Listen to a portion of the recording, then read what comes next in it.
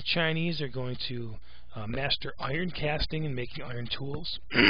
They're going to develop the ways to spin silk, which is going to be very, very important for their trade. And roads are going to be built so that Chinese traders could expand their trade throughout China and outside of China as well to improve their economy. Now, the Han Dynasty is going to suffer a series of problems. The empire began to have problems as the rich people who owned large amount of land grew more and more rich. The poor at the same time were being forced to pay heavy taxes. For about 40 years, China suffered in two ways. The members of the court were caught up in plots trying to gain power and take power from emperors. Meanwhile, peasants were rebelling against the high taxes and their poor lives. One government official named Wang Mang took the throne and tried to help the poor by taking land from the large landowners. But in the middle of all these changes, though, a terrible flood now is going to strike China and destroy millions of homes.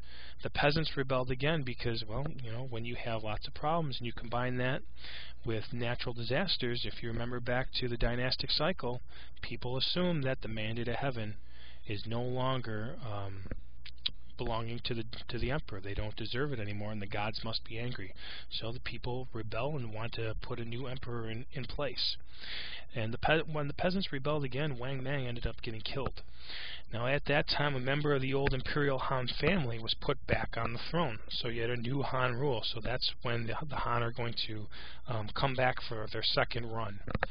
And the later Han dynasty was created.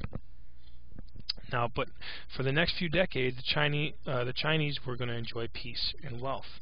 But later on, in the end of the late Han dynasty, the same problems are going to arise again. You're going to have corruption in government and brutality.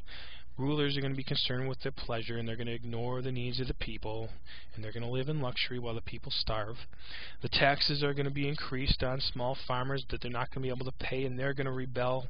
The farmers are going to have to borrow money from large landowners in order to buy land, and they're going to be ripped off.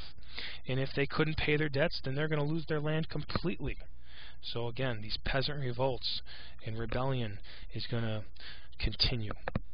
So in summary, the gap between the rich and poor becomes too great, and by 220 AD, the Han dynasty falls for good.